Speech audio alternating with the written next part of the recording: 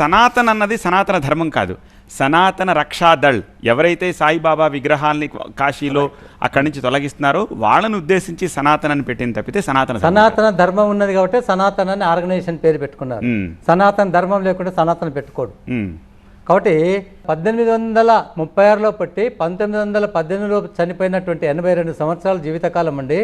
188 సంవత్సరాలుగా కొనసాగుతున్న ఒక వ్యక్తి, అతను మహమ్మదీయుడు కాదు, తనకు కులం లేదు, మతం లేదు, ధర్మం చెప్పలే, నేను దేవుడిని అని చెప్పలేదు అని అన్నది.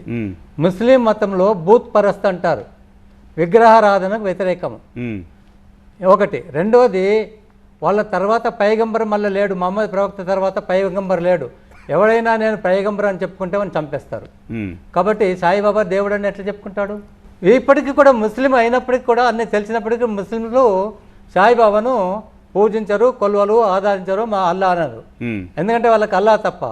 ఇంకోటి బూత్ పరస్త్ అంటే విగ్రహారాధన లేదు కాబట్టి సాయిబాబాను విగ్రహారాధన పెట్టి పూజిస్తున్నాం సనాతన సంస్కృతి హిందూ ధర్మ పద్ధతిలో. కాబట్టి ముస్లిం ఎలా పూజిస్తాడు? ఇదొక కోణం. మరి ముస్లిం ఎలా ఊరుకుంటున్నాడు అంటే ఇది ఒక లవ్ జిహాదు, ల్యాండ్ జిహాద్ లాగా ఇది ఒక ధార్మిక జిహాద్. ఇది ఓకే.